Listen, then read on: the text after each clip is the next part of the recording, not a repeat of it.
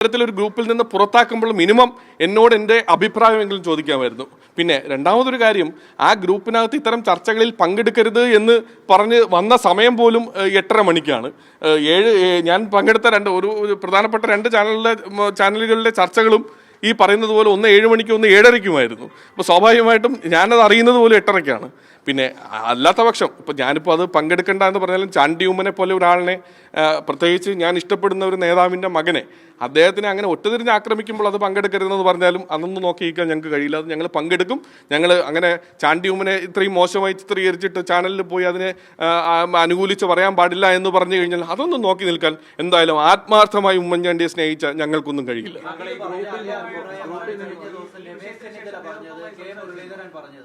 ഈ മുതിർന്ന നേതാക്കളൊക്കെ ഇതേ അഭിപ്രായം പറഞ്ഞിട്ടുണ്ട്. അപ്പോൾ അഖിലിനെതിരെ മാത്രം ഒരു നടപടിയിലേക്ക് വരുന്നതിന്റെ കാരണം എന്തായിരിക്കും എന്നാണ് കരുതുന്നത്?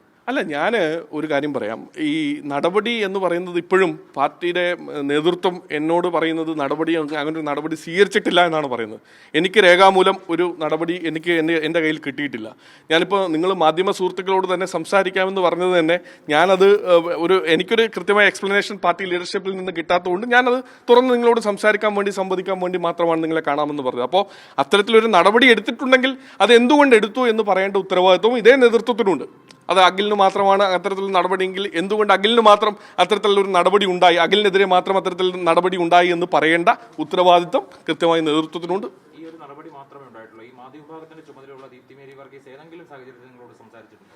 അല്ല, ഞാൻ ഇത് കഴിഞ്ഞതിന് ശേഷം എന്തായിരുന്നു കാര്യമെന്ന് ചോദിക്കാനായിട്ട് വിളിച്ചിരുന്നു. പക്ഷേ അത് എനിക്ക് പ്രോപ്പറായിട്ടൊരു മറുപടി കിട്ടിയിട്ടില്ല എന്നുള്ളതാണ് പറയാനുള്ളത്.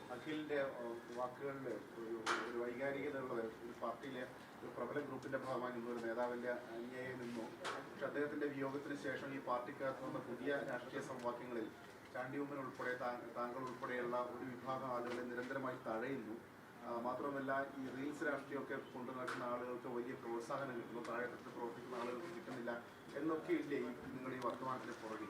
അല്ല, അതിനകത്ത് ഞാനിപ്പോഴും നേതൃത്വത്തിനോട് മുന്നിലേക്ക് വയ്ക്കുന്ന ഞങ്ങളുടെ ആശങ്കയാണ്. ഞങ്ങളെന്ന് പറയുമ്പോൾ ഒരു കൂട്ടം ചെറുപ്പക്കാർ ഇതിനകത്ത് ആശങ്കയുള്ള ആളുകളുണ്ട്.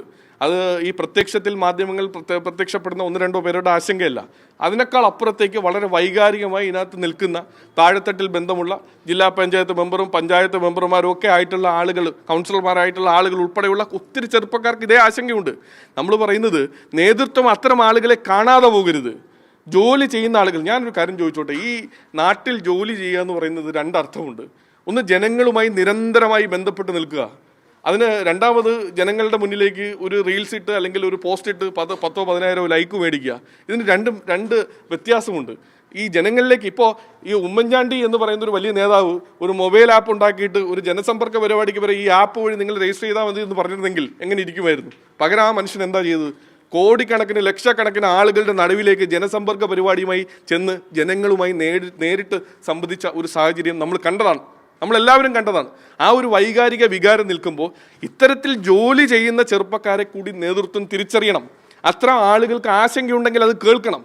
ചെറുപ്പക്കാരെ കേൾക്കാൻ തയ്യാറാണെന്ന് കഴിഞ്ഞ ദിവസവും നമ്മുടെ പ്രതിപക്ഷ നേതാവ് ഉൾപ്പെടെയുള്ള നേതാക്കന്മാർ പറഞ്ഞു. അത് കേട്ടാൽ മതി. ഞങ്ങളുടെ ആശങ്ക ഇതാണ്, ഞങ്ങൾ ഉൾപ്പെടെയുള്ള ആളുകളുടെ അഭിപ്രായം കേൾക്കണം.